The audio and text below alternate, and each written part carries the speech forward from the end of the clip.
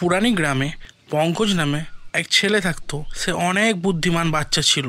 সে তার বাবা ও ঠাকুরদাকে সাহায্য করত তাদের গ্রোসারির দোকানে। কিন্তু পঙ্কজ কখনো কখনো লোভী হয়ে যেত আর কাউকে কোনো কাজ করিয়ে দিলে তার পরিবর্তে সে কিছু চাইতো।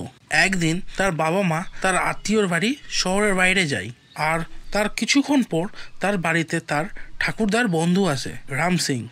আর পঙ্কজ তাকে বিভিন্ন প্রকার খাবার খেতে দেয়, যেগুলো তার মা তার জন্য তৈরি করে গেছিল। রাম সিং পঙ্কজের এমন ব্যবহারে অনেক খুশি হয় আর বলে, তোমার ব্যবহারে আমি অনেক খুশি আছি বেটা, তাই তোমাকে আমি একটা গিফট দিতে চাই। তখনই পঙ্কজ অনেক খুশি হয় আর মনে মনে ভাবে, ঠাকুরদা হয়তো আমাকে অনেক টাকা দেবে। তখনই রাম সিং পঙ্কজকে একটি পেন্সিল দেয়। এটা দেখে পঙ্কজ একটুকু খুশি হয় না। তখনই সে বলে, ঠাকুরদা, আমি তোমার এত সেবা করলাম আর তুমি আমাকে তার পরিবর্তে একটি সাধারণ পেন্সিল দিচ্ছ? তখনই রাম সিং হাসতে লাগে আর বলে, এটা কোনো সাধারণ পেন্সিল না বেটা, এটা জাদুই পেন্সিল। থামো, তোমাকে আমি এই পেন্সিলের জাদু দেখাচ্ছি।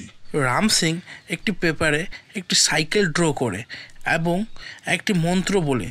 তারপরে যেন চমৎকার হয়ে যায় আর সাইকেল বাস্তবে সেখানে চলে আসে। এবার তুমি দেখলে তো এই পেন্সিলটি কি করতে পারে।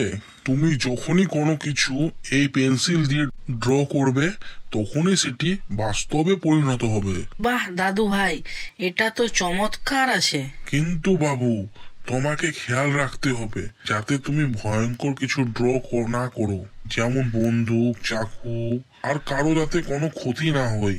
এইগুলো সব পঙ্কজের বন্ধু তাপস জানলা দিয়ে সব শুনে নেয় আর পেন্সিল চুরি করার প্ল্যান করে, কিন্তু সে সম্পূর্ণ কথা না শুনেই সেখান থেকে চলে যায়। কোনোদিন যদি এমন কোনো কিছু ড্র হয়ে যায় যেটা তোমার লাগে কারো ক্ষতি হবে, তখনই তুমি ড্র করা জিনিসটির ওপর জল ঢেলে দেবে। তখন জিনিসটি নিজেই অদৃশ্য হয়ে যাবে। তারপর থেকে Pankaj daily chocolate, remote control car, অনেক কিছুই ড্র করতে থাকে তার প্রয়োজনীয় জিনিসগুলো।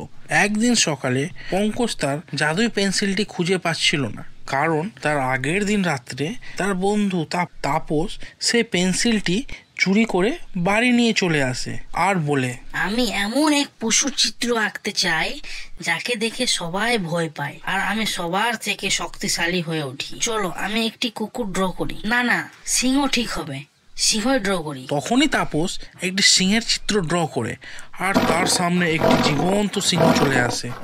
আর সিংহের চিৎকার শুনে তাপস বুঝতে পারে যে সে কত বড় ভুল করেছে।